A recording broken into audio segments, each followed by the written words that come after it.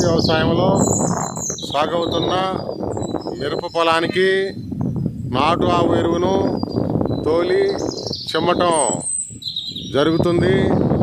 సుమారుగా ఎకరానికి 70 నుంచి 80 క్వింటాల ఎరువును చిమ్మటం జరుగుతుంది.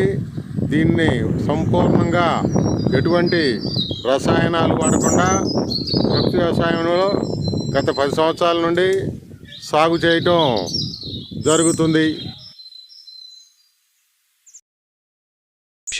ప్రకృతి వ్యవసాయంలో భాగంగా పల్నాడు జిల్లా పెదకూరపాడు గ్రామ ప్రకృతి రైతు శ్రీ దర్శి శేషారావు గారి పొలములో ఫార్మ్ యార్డ్ మెన్యూర్ FYM పశువుల ఎరువును మండల వ్యవసాయ అధికారి MAO శ్రీ డి కృష్ణయ్య గారి ఆధ్వర్యంలో భూమిలో చల్లటం జరిగినది.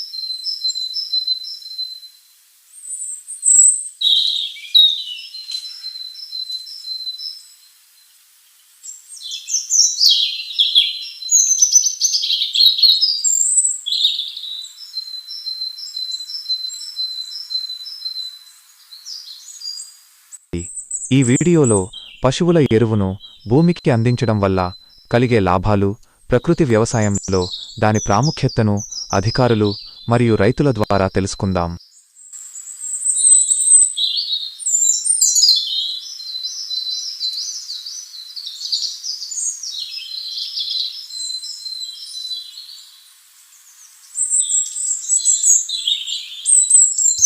వీక్షించినందుకు ధన్యవాదాలు. మరిన్ని వ్యవసాయ సమాచారం కోసం మా ఛానల్ని సబ్స్క్రైబ్ చేసుకోండి.